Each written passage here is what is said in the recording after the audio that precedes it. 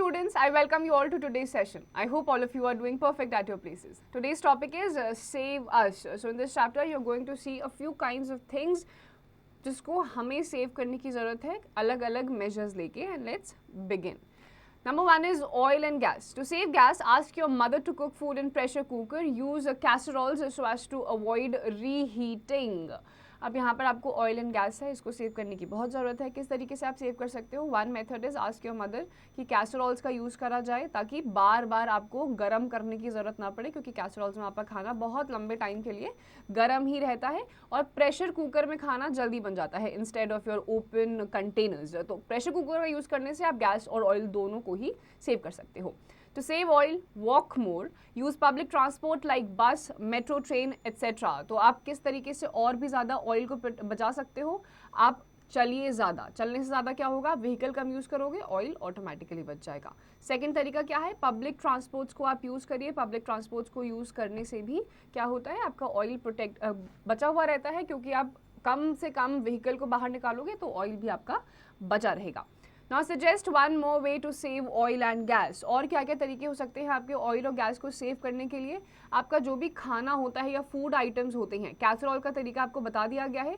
आप उतना ही एक बार में खाना बनाइए जितना आप उस टाइम पे ख़त्म कर सकते हैं, क्योंकि बाद तक आपका खाना बचेगा, वो ठंडा होगा, वो आप वापस आप रीहीट करोगे, क्योंकि कैसरोल्स में भी एक सेट पीरियड ऑफ टाइम ही होता है जिसके थ्रू आप खाने को गर्म रख सकते हो. उसके बाद वापस आपको रीहीट करना ही पड़ेगा. जितनी ज़्यादा रीहीटिंग होगी आपके खाने के न्यूट्रिएंट वैल्यूज़ तो जाएंगे ही, बल्कि ऑयल एंड गैस भी आपका वेस्ट हो जाएगा.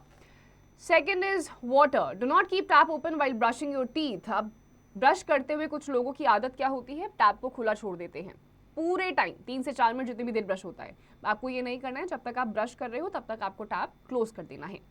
Take only as much water in the glass as you can consume. अपने ग्लास में उतना ही पानी लो जितना आप पी सकते हो एक बार में, क्योंकि आप जितना पानी पियोगे बच जाएगा. यूजुअली लोग फेंक देते हैं उसको. तो जितना पानी आपको एक बार में पीना है उतना ही ग्लास में लो, पियो और ख़त्म करो. Suggest one more way to save water. तो एक और तरीका क्या हो सकता है? शावर्स की जगह बकेट बाथ आप लीजिए, क्योंकि शावर में बहुत ज़्यादा पानी वेस्ट होता है. इतना तो आपकी बॉडी पे नहीं गिरता है जितना आसपास गिर जाता है. So instead of showers use buckets to take bath. Next is electricity. Switch off the lights and fans and other electrical appliances when not in use. जब आप टीवी, मोबाइल फ़ोन के चार्जर्स, इन सब चीज़ों को नहीं यूज़ कर रहे हैं, उसको ऑफ कर दीजिए. फालतू में ही इलेक्ट्रिसिटी वेस्ट होती है. And then use CFL bulbs and tubes. They consume very less electricity. तो CFL bulbs, tubes, इन सब का यूज़ करने से क्या होता है? इलेक्ट्रिसिटी कम से कम इसमें आपकी वेस्ट होती है. Suggest one more way to save electricity. तो ये 2 तरीके थे. और क्या क्या तरीके हो सकते हैं इलेक्ट्रिसिटी को सेव करने के लिए? आप ऐसी चीज़ें, आप जितना भी आप चार्जिंग पे आप अपना फ़ोन लगाते हैं या फिर आप जितने भी अप्लाइंसेज आप यूज़ करते हैं, कुछ अप्लाइंसेज ऐसे होते हैं जिसके स्विच ऑन ऐसे ही रह जाते हैं, तो उनको कॉन्स्टेंटली बंद करते रहिए. फिर आपके कॉस्ट एफिशिएंट, इलेक्ट्रिसिटी एफिशिएंट आपके अप्लाइंसेज आते हैं, यूज़ देम. उनसे क्या होता है? ऑटोमेटिकली एक सेट पीरियड ऑफ टाइम के बाद आपका वो ऑटोमेटिकली बंद हो जाता है, इलेक्ट्रिसिटी आपकी सेव हो जाती है. Apart from that, you can suggest more ways to save electricity. Fourth is paper. Avoid wastage of paper. Use both sides of the paper. Use a handkerchief instead of tissue paper. तो paper दोनों side use करिए. कुछ लोग एक side लिखते हैं, दूसरी side लिखते ही नहीं है. दोनों साइड यूज़ करिए, चाहे लिखना हो चाहे प्रिंट करना हो. पेपर को वेस्ट मत करिए.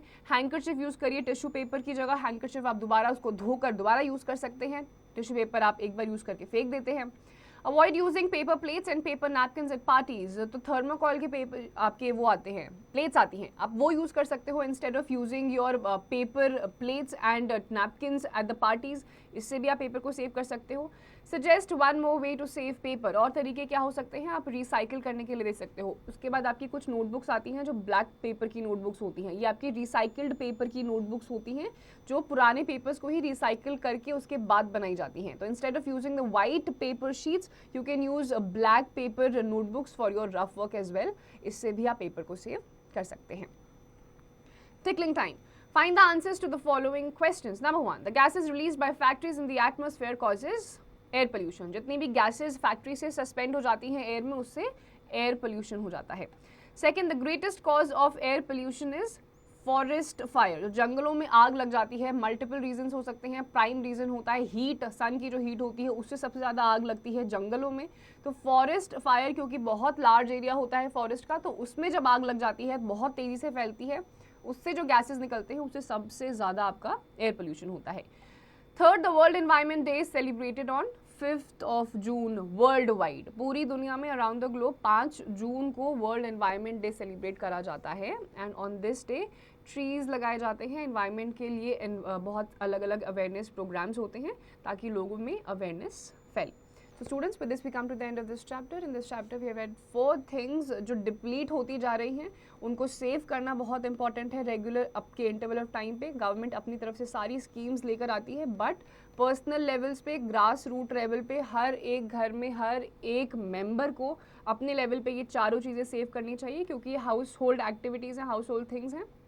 अपने लेवल पे भी आप इन्हें सेव कर सकते हैं। इसमें जितने भी चीज़ें हमने पढ़ी हैं, जितने भी प्रैक्टिसेस हमने देखी हैं, वो सारी आपको ज़रूर फॉलो करना है।